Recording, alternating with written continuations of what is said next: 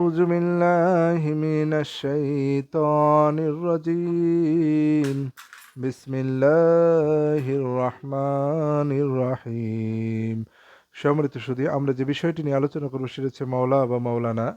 তো আমরা মাওলা বা মাওলানা বলতে আমরা বুঝি যে আমাদের যারা লোকজন ঘোরাফেরা করে, যারা বিভিন্ন প্রতিষ্ঠান থেকে পড়াশোনা করে, তাদেরকে মাওলা বা মাওলানা বলি। আসলে আমরা যদি পবিত্র কোরআনে আসি, তাহলে মাওলা বা মাওলানা এটা ইমানের সাথে আমাদের পবিত্র কোরআনে আল্লাহ তাআলা আয়াতে যেভাবে বর্ণনা করেছেন, সেক্ষেত্রে এটা অত্যন্ত গুরুত্বপূর্ণ একটি বিষয়। মাওলা বা মাওলানা কাউকে বলার আগে বা কাউকে মাওলা বা মাওলানা হিসেবে গ্রহণ করার আগে আমাদের চিন্তা করতে হবে, কারণ এটা আল্লাহ তাআলা পবিত্র কোরআনে অনেকগুলি আয়াতে এই বিষয়টি বর্ণনা করেছেন। মাওলা বা মাওলানা আমরা কাকে গ্রহণ করব, কাকে আমরা মাওলা বলে ডাকবো বা মাওলানা বলে ডাকবো, এটা আল্লাহ তাআলা পবিত্র কোরআনে সুস্পষ্টভাবে বর্ণনা করেছেন। চলুন আমরা দেখে নেই। কমপক্ষে 14টি আয়াত আমরা এখানে তেলাওয়াত করব। তো প্রথম যে আয়াতগুলি তেলাওয়াত করব, যদি আমরা মানুষদেরকে দুই ভাগে ভাগ করি, যেমন ধরেন যারা বিশ্বাসী বা যারা মোমেন, যারা বিশ্বাসী বা মোমেন তাদের মাওলা বা মাওলানা কে? আবার যারা অবিশ্বাসী বা কাফের বা যারা মুনাফিক তাদের মাওলানা বা মাওলানা কে? আবার আল্লাহ তাআলা এইরকম দুই গ্রুপের মাওলানাই আমরা এখানে পেয়ে যাব। আবার আল্লাহ তাআলা উদাহরণ দেওয়ার ক্ষেত্রে মাওলানা যেমন মুনিব আর গোলামের সম্পর্ক বলতে গিয়ে মাওলানা শব্দ ব্যবহার করেছেন, সেই বিষয়গুলো আমরা দেখে নেব। চলুন আমরা চলে যাই আয়াতের মধ্যে। প্রথমেই চলে যাব সূরা আল ইমরান আয়াত নাম্বার 3 নম্বর সূরা 150 নম্বর আয়াতে। সেখানে আল্লাহ তাআলা বলতেছেন, বালিল্লাহি মাওলাকুম ওয়া হুয়া খায়রুন নাসিরিন। বরং আল্লাহ তোমাদের অভিভাবক, তিনি উত্তম সাহায্যকারী। বালিল্লাহি মাওলাকুম, বরং আল্লাহই হচ্ছে তোমাদের মাওলা, বরং আল্লাহই হচ্ছে তোমাদের মাওলা। ওয়াহুয়া খয়রুন নাসিরিন, আর তিনি হচ্ছে উত্তম সাহায্যকারী। সুতরাং এখানে আল্লাহ তাআলা বললেন বালিল্লাহি মাওলাকুম, বরং আল্লাহ তাআলাই হচ্ছে তোমাদের মাওলা। তাহলে আল্লাহ তাআলা আমাদের মাওলা, আল্লাহ তাআলা হচ্ছে উত্তম সাহায্যকারী।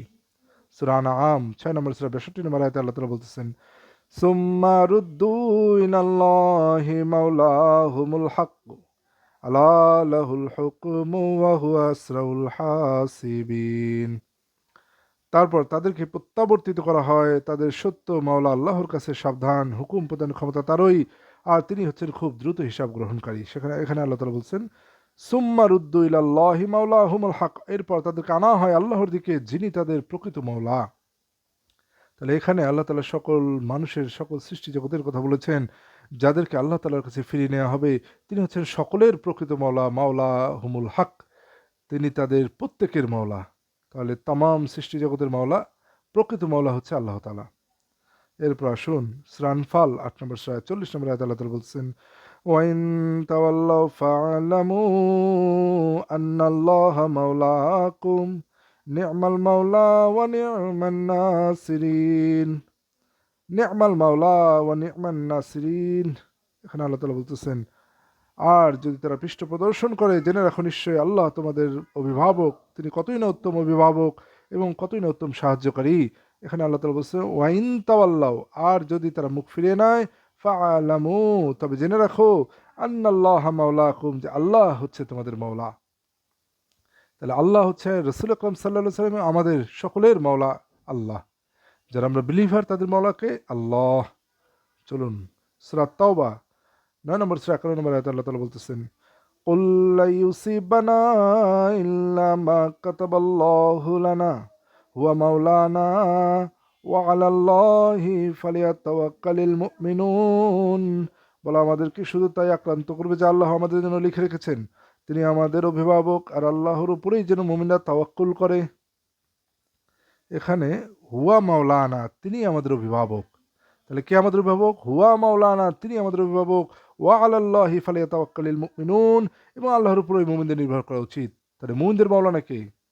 হুয়া মাওলানা, তিনি আমাদের মাওলানা। মাওলানা, লানা মানে আমাদের, আমাদের জন্য তিনি মাওলা।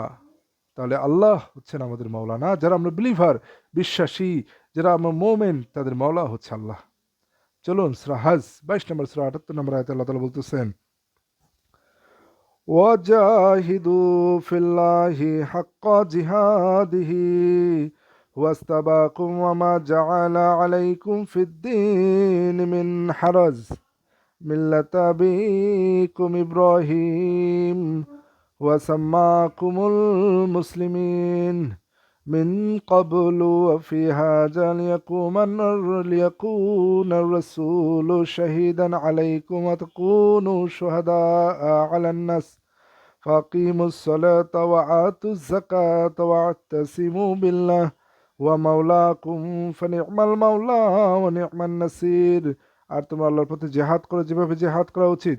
তিনি তোমাদেরকে মনোনীত করেছেন, দিনের ব্যাপারে তিনি তোমাদের উপর কোনো কঠোরতা আরোপ করেননি। এটা তোমাদের পিতা ইব্রাহিমের দিন, তিনি তোমাদের নাম রেখেছেন মুসলিম পূর্বে এবং এই কিতাবেও, যাতে রাসূল তোমাদের জন্য সাক্ষী হয় আর তোমরা মানুষের জন্য সাক্ষী হও। তোমরা সালাত কায়েম করো, অতএব তোমরা সালাত কায়েম করে জাকাত দাও এবং আল্লাহকে মজবুতভাবে ধরো। তিনি তোমাদের অভিভাবক, তিনি কতই না উত্তম অভিভাবক, কতই না উত্তম সাহায্যকারী। এখানে আল্লাহ তাআলা বলতেছেন হুয়া মাওলা আকুম, তিনিই হচ্ছেন তোমাদের অভিভাবক। তাহলে আল্লাহ তাআলা বলছেন ফাকিমুস সালাতা, সুতরাং তোমরা সালাত প্রতিষ্ঠা করো, ওয়াতুজ যাকাতা, জাকাত দাও, ওয়াতাসিমু বিল্লাহ, আর আল্লাহ তাআলাকে আঁকড়ে ধরো মজবুতভাবে। হুয়া মাওলা আকুম, তিনি তোমাদের মাওলা। ফানি'মাল মাওলা ওয়া নি'মান নাসির, কত উত্তম মাওলা আর কত উত্তম সাহায্যকারী। তাহলে উত্তম মাওলা, তাহলে তিনি আমাদের মাওলা, আল্লাহ হচ্ছে আমাদের মাওলা। যারা মুমিন তাদের মাওলাকে আল্লাহ। সূরা তাহরিম ৬৬ নম্বর সূরা ২ নম্বর আয়াতে আল্লাহ তাআলা বলতেছেন قد فرض الله لكم تحلة أيمانكم والله مولاكم وهو العليم الحكيم। নিশ্চয় তোমাদের জন্য শপথ হতে মুক্তির বিধান দিয়েছেন, আর আল্লাহ তোমাদের অভিভাবক এবং তিনি সর্বজ্ঞপ্রজ্ঞমান। ওয়াল্লাহু মাওলাকুম, আল্লাহ তোমাদের মাওলা, আল্লাহ তোমাদের মনিব, আল্লাহ তোমাদের গার্ডিয়ান, আল্লাহ তোমাদের মাওলা। তাহলে আমাদের মাওলাকে আল্লাহ, যদি আমরা বিলিভার হই। ওয়াহু আল আলিমুল হাকিম, আর তিনি হচ্ছেন আলিমুল হাকিম, সর্বজ্ঞ প্রজ্ঞাময়। সূরা তাহরিম ৬৬ নম্বর সূরা ৪ নম্বর আয়াতে আল্লাহ তাআলা বলতেছেন ইন তাতুবা ইলাল্লাহি ফাকাদ সাগাত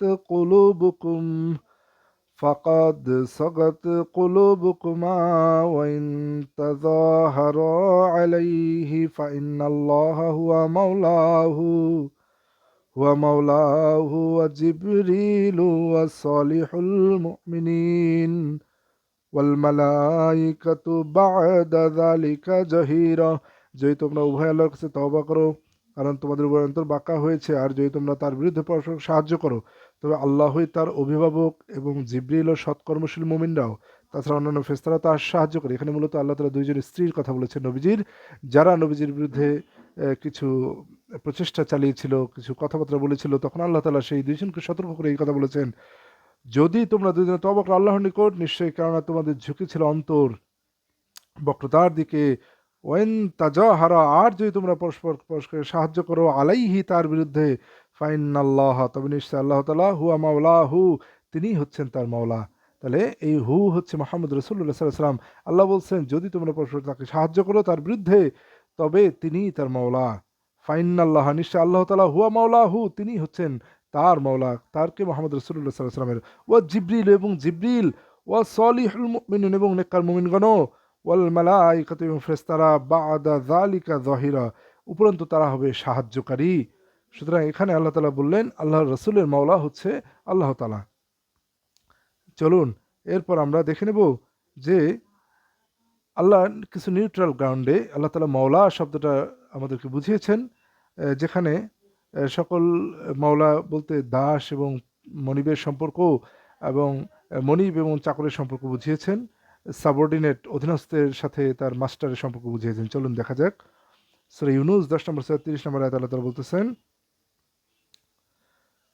হুনালিকা তাবলু কুল্লু নাফসিম মা আসলাফাত ওয়ারুদ্দু ইলাল্লাহি মাওলাহুমুল হাক্কি ওয়া জাল্লা আনহুম মা কানু ইফতারুন। এখানে প্রত্যেক ইতিপূর্বে যা করেছে সে সম্পর্কে জানতে পারবে, আর তাদেরকে তাদের প্রকৃত অভিভাবক আল্লাহর কাছে ফিরিয়ে দেওয়া হবে, এবং তারা যা মিথ্যা রটনা করতো তাদের থেকে হারিয়ে যাবে। এখানে আল্লাহ তাআলা বলেছেন যে প্রকৃত অভিভাবক, ওয়ারুদ্দু ইলাল্লাহি মাওলাহুমুল হাক্কি। তাহলে ওয়ারুদ্দু ইলাল্লাহি মাওলাহুমুল হাক্কি ওয়া, তাহলে এখানে আল্লাহ তাআলা বলতেছেন আল্লাহর দিকে ফিরিয়ে দেওয়া হবে তাদের প্রকৃত অভিভাবক, যিনি তাদের প্রকৃত অভিভাবক, তার তাম দুনিয়ার মানুষের প্রকৃত অভিভাবক হচ্ছে আল্লাহ তাআলা, এটা আমরা আগে দেখেছি। এরপর আসুন আমরা চলে যাব সূরা নাহল 16 নম্বর সূরা 76 নম্বর আয়াতে আল্লাহ তাআলা বলছেন, وضرب الله مثلا الرجلين أحدهما أبكم لا يقدر على شيء وهو كل على مولاه أينما يوجهه لا يأتي بخير هل يستوي هو ومن يأمر بالعدل وهو على صراط মুস্তাকিম।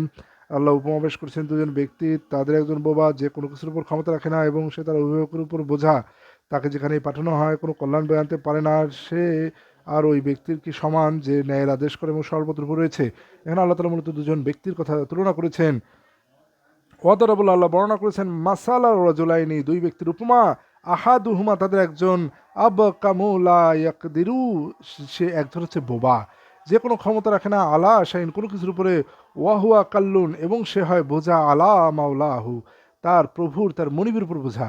তো যে চাকর, যে স্লেভ, যে দাস, যে বোবা এবং কোনো কিছুর উপর ক্ষমতা রাখে না, কোনো কাজ করতে পারে না, সে তো তার মনিবের উপর বোঝা হবেই। এরপর আল্লাহ তাআলা বললেন, যেদিকেই তাকে পাঠানো হয় সে কোনো কিছু ভালো নিয়ে আসে না, সে কি সমান হবে তার যে নির্দেশ দেয় ন্যায়ের এবং সরল পথের উপর থাকে? তাহলে এখানে আল্লাহ তাআলা বোবা বুঝিয়েছেন, যে বোবা এবং যে কোনো কিছু করতে পারে না এমন দাস বা চাকরের কথা বলেছেন, যে তার মওলা বা তার মনিবের উপর বোঝা হয়ে থাকে। তাহলে এখানে মওলা বলতে মনিব বুঝিয়েছেন, মাস্টার বুঝিয়েছেন, যে যে যার অধীনস্থ হয়ে চাকর বা স্লেভ বা দাস থাকে। এরপর আসুন সূরা দুখান 44 নম্বর সূরা 41 নম্বর আয়াতে আল্লাহ বলতেছেন, ইয়াউমা লা ইউগনি মাওলান আম মাওলান শাইআও ওয়ালা হুম ইউনসারুন।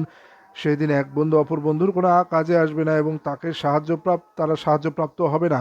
এখানে আল্লাহ তাআলা কিয়ামতের ময়দানের কথা বলেছেন। ইয়াউমা লা ইউগনি, যেদিন কাজে লাগবে না, মাওলান আন মাওলা, কোনো বন্ধু কোনো বন্ধুর, কোনো গার্ডিয়ান কোনো গার্ডিয়ানের, কোনো কোনো এলাইয়ের।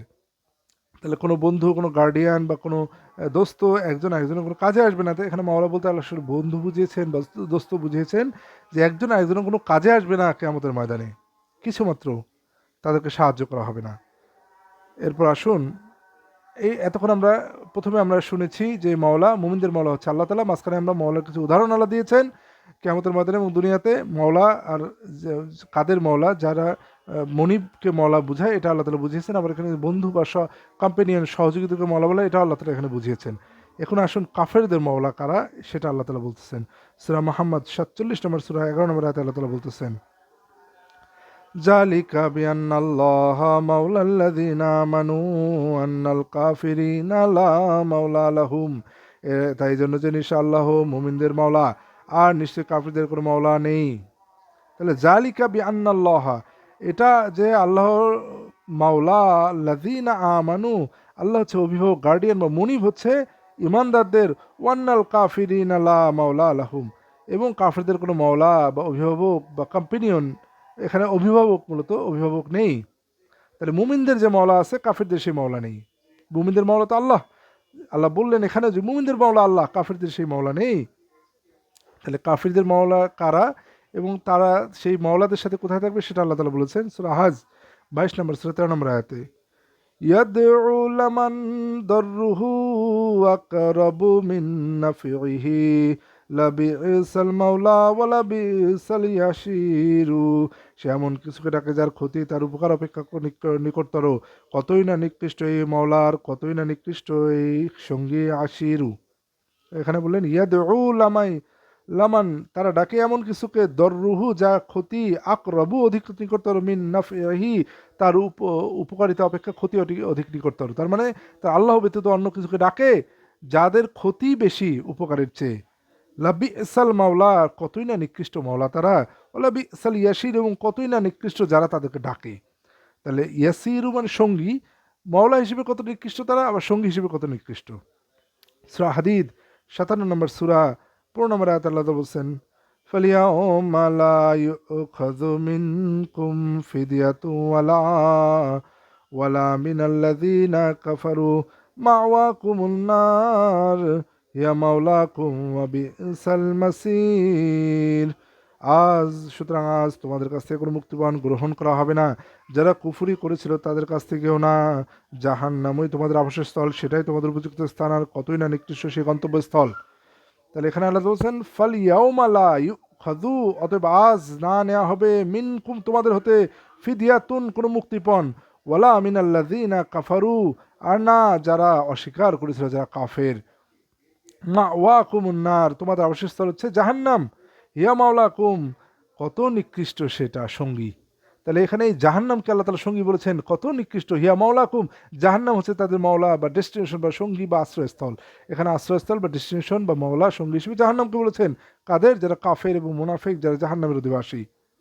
ওয়াবিসাল মাসির, এবং কত নিকৃষ্ট প্রত্যাবর্তনের স্থল। সুতরাং এই শেষের আয়াতগুলিতে আমরা জেনে নিলাম যে কাফেরদের আবাসস্থল হচ্ছে জাহান্নাম, সেটাই হচ্ছে তাদের মাওলা। আবার শয়তান হচ্ছে তাদের নিকৃষ্ট কম্পেনিয়ন, অথবা যার ইবাদত করে, যাকে সহ আল্লাহ তাআলা জাহান্নামে নিয়ে করবেন, তারাই হচ্ছে তার কম্পেনিয়ন বা মাওলা, যা তারা উভয়ে জাহান্নামে জ্বলতে থাকবে। সর্বশেষ আমরা যে আয়াতটি তেলাওয়াত করব সে আয়াতটি হচ্ছে সূরা বাকারা 2 নম্বর সূরা 286 নম্বর আয়াত। আমরা প্রথমে অনেকগুলো আয়াত তেলাওয়াত করেছি যেখানে আমরা দেখিয়েছি মুমিনদের মাওলা হচ্ছে আল্লাহ তাআলা। এই আয়াতে আমরা পরিষ্কার হয়ে যাব যে আরও বেশি পরিষ্কার হয়ে যাবে মুমিনদের মাওলা বা মাওলানা হচ্ছে আল্লাহ তাআলা, অন্য কেউ না।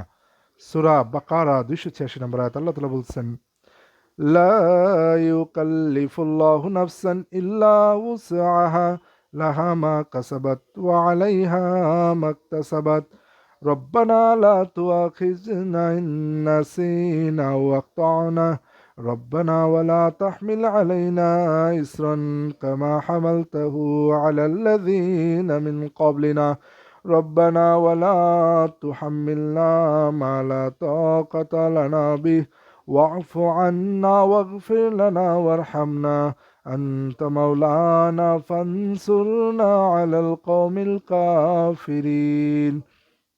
আল্লাহ তাআলা বলছেন, আর কোনো ব্যক্তিকে তার সামর্থ্যের বাইরে দায়িত্ব দেওয়া হয় না। সে যা অর্জন করে তা তার জন্যই, এবং সে যা কামাই করে তা তার উপরে বর্তাবে। হে আমাদের রব, আমরা যদি ভুলে যাই অথবা ভুল করি তাহলে আপনি আমাদেরকে পাকড়াও করবেন না। হে আমাদের রব, আমাদের উপর বোঝা চাপিয়ে দেবেন না, যেমন আপনি আমাদের পূর্ববর্তীদের উপর চাপিয়ে দিয়েছেন। হে আমাদের রব, আপনি আমাদেরকে এমন কিছু বহন করাবেন না যার সামর্থ্য আমাদের নেই। আর আপনি আমাদেরকে মার্জনা করুন, আমাদেরকে ক্ষমা করুন, আর আমাদের উপর দয়া করুন। আপনি আমাদের মাওলানা, অতএব আপনি কাফর সম্প্রদায়ের বিরুদ্ধে আমাদেরকে সাহায্য করুন।